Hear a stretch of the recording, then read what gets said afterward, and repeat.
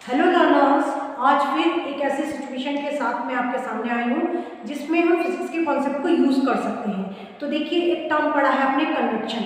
Convection क्या होता है? इसमें हीट ट्रांसफर करते हैं फ्लूइड के केस में। तो फ्लूइड के केस में जो हीट ट्रांसफर होती है वो कन्वेक्शन के थ्रू होती है। फ्लूइड में आपका लिक्विड भी आता है और गैस भी आता है। तो एक ऐसी सिचुएशन है, एक कमरा है, उस कमरे में आपके स्मोक भर गया है, धुआं धुआं भर गया है।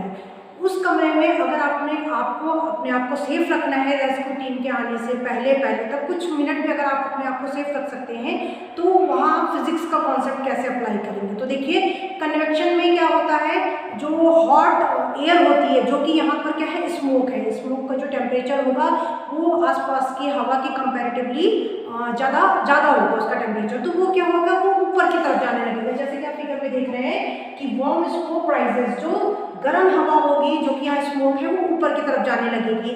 ऊपर की तरफ जाने लगेगी, जो नीचे का स्पेस जो खाली होगा वो आपका कूल एयर, जो आपकी ठंडी हवा है, जो जिसमें टॉक्सिक गैसेस नहीं है, कंपैरेटिवली कम है, तो वहाँ वो स्पेस को ऑक्युपाई कर देगी। तो ये साइकिल चलती रहती है कन्वेक्शन की, जिसमें कि स्मोक और टॉक्सिक गैसेस आपकी ऊपर की तरफ जाएंगी और जो एयर है जिसमें आप सांस ले सकते हैं, फिर भी जो सेफ है, वो नीचे की तरफ इकट्ठा होती जाएगी और ये साइकिल कंटिन्यू चलती रहेगी। फिर आपने देखा होगा कि जो भी बिल्डिंग्स होती है वहाँ पे स्मोक डिटेक्टर आपके सीलिंग में ही लगे होते हैं, सीलिंग ऊपर पे लगे होते हैं। क्यों?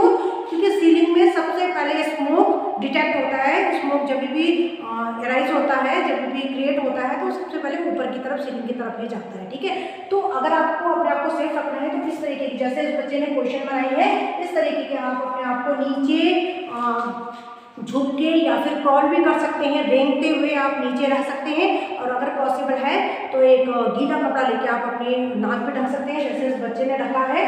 तो इस तरीके से जब तक रेस्क्यू टीम आपके पास आती है, आप अपने आप को सेफ रख सकते हैं। Thank you.